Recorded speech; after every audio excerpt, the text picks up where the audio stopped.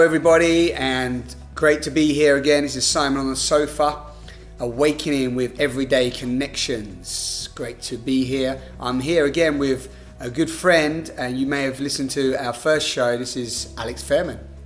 Hello, hello. Hello, hello indeed. So we felt that we're going to continue with this theme of love for you all, seeing as we did say on our last message session, talk on the sofa, that love isn't just about Valentine's Day. So Alex wanted to just spark up the conversation with something. Yeah, so love, recently I've been just really lucky to encounter some great perspectives on love that I want to share. And one of those is that when you're in love with someone, it's sort of a misnomer to say that I'm in love with you. Although that's true. An even better way to say what it really means to be living in that space of love, particularly when you're in love with someone who is definitely the beloved, is not that they are the exact being, the source of the love, right? It's actually that you are able to align yourself to the reality of love and being love in their presence. It's that they inspire you to become a conduit for love, which emanates through you. And in this sense, you're not dependent upon the external for love. You know, you're not looking to them to be your love drug dealer to give you little hits of dopamine throughout the day and have you wondering where your next shot of love is going to come from, because that's the recipe for disappointment, because we're all human. And that also misses the point of love, which is really it's not so much about what you can get. It's about being in love and being that space of love that gives also, you know, without thought of what you can get. And that is how you stay in that higher vibrational realm, and it creates a feedback loop between. Yeah, it's wonderful, and it moves away from the codependency, the neediness, the I need another to fulfill me, and I'm feeling so sad because I don't have love, you know, and it takes that away, because it also highlights the fact that the love is here right now. The love is all around us. You are the love, you know. And although yes, it's nice to have an intimate partner or a beloved or whatever term you want, however, we can connect to that through any other being as well. And also when it's gone, I think the key thing here as well is, you know, often we go, oh, that person broke my heart, or I lost a part of me when I left that person. Again, I'm not sure that's actually true. That's not actually true when it comes to love. How, you know, yes, you had an experience with another person. Yes, it was good while you were with them, but now that they've gone, you're not any less. Yeah. And despite the ugliness or how it may have ended or how you may have, you know, people have their faith in love broken by one bad experience. And then they infer that love doesn't exist or isn't real or isn't possible for them based on the pain they experience in that one instance, where they see the flaws, the human drama, the human flaws that come in and sabotage love, both from within us and within other people. And it requires the same strength of love to forgive and to keep believing in love. They say that when your heart is broken, the dumbest thing to do is to close your heart. That actually, when you're dealing with a broken heart, you have to open your heart and have the courage to love and continue to do so despite what has happened. That's how you heal your heart. So in this sense, like walling off to love is creating a self-fulfilling prophecy, because when your heart's broken and my heart's broken, I can't love again. Well, how is that going to change other than having the courage to open once more? Yeah, and that opening has to happen anyway. It always does. If you've lost a partner, if you've split up with a partner, or even if somebody's died, you know, somebody that you've been married to or lived with and so on, they've died, then we know that at some point there has to be a level of acceptance and allowing again for you to open. So what we're talking about here is actually moving beyond the process. With, you know, because you know, leaving somebody or losing somebody is just death, right? If we just take it as opposed to death, and death is the ultimate fear. Yeah. It's like, I'm dying, something in me is dying, or somebody that has died. You know, it's the ultimate fear. But if you can't open to death, then you're also closing off to love, because because if you look at death from a place of death feeding life, not the other way around. Yeah. So if you look at that again, you're moving beyond this idea of death being the end, being the loss. You know, it's a much more, you're opening. You know, can you open to death? You know, can you open to all of life in all of its entirety? And what comes up for me as I'm saying that is this idea of opening, this idea of that, you know, you're only closed off to life to the extent that you won't open, you know, that you block yourself from opening.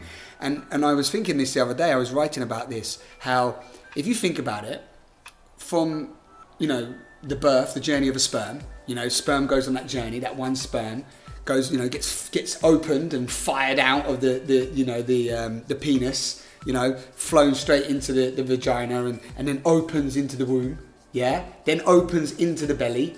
And then it's like the heart is the first organ that opens, and then that opens and starts to birth this whole body. And then 9 months later, you're opened, the vagina opens again, and you're opened into the world.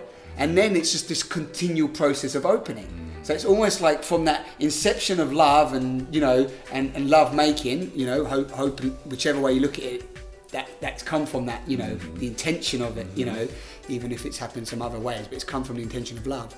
So I don't know, I'm just going with that. I don't know what's coming up for you, Alex, but I'm just seeing that life is a continual process of letting go and opening, letting go and opening, letting go and opening. Mm-hmm. Yeah, and that it's funny, even as you're saying that, the prospects of death, which is one of the hardest issues for all of humanity to confront, opening to the death and the loss, the reality of death and loss, opens us even deeper to love and the appreciation of what is present. Yeah. And everything that we have and the people we have before us, you know, that's the gift that death offers us. Yeah, that's beautiful. So we started with love, and we moved through, and that's just beautiful, isn't it? Actually, we're saying that we've just flipped that. It's beautiful, because we're saying that to open in the ultimate place where we would normally be closed is the invitation, and so that's the depth of our opening, and then that's an infinite unfolding from that place. Yeah, you know, and seeing the beauty in there. And I think you sort of just touched on it, but easy, Tiger. I mean, touched on the context of the talk was that there's a level of appreciation and compassion and love of what you already have comes there as well. It's almost like a real, rather than pining for what we don't have, you sort of almost open and enjoy even more what you do have, you know, because again, this journey of love is very much about always like the grass is greener, you know, I've got to get over there and get more and get here. Yeah, and so that appreciation of what is grows more love and grows more the fantastic vision of what you already have, right? When you're appreciating, not looking to your partner as the source of love, but rather as opening to love in the presence of your partner, it just grows that, because they'll feel it and that feedback loop continues. And that's how we create heaven on earth, is through that continual like opening and sharing and being in that place where we're experiencing it together, and the continual co-creative process that love births within us all, which is what we're all aspiring to, which can be difficult, you know, when there's so much me, I, ego-driven separateness going on, and it appears to be such a zero-sum game sometimes of losing out, and will I be able to get the right relationships, and who do I have to be to get those relationships, and they're scarce, and there's only so much, you know, there's so many eligible people, and I don't have time for this to get the right person, and my time is running out, and how old am I, and all these weird, terrible fears which prevent the manifestation of real love. Yes. Just humans are masters of self-sabotage, huh, Simon? Wow, yeah, I'm just seeing that, like, just what's already, I was looking at the sunlight that's just peering through, and I was thinking, wow, just the gift of the life right now, the gift of breath.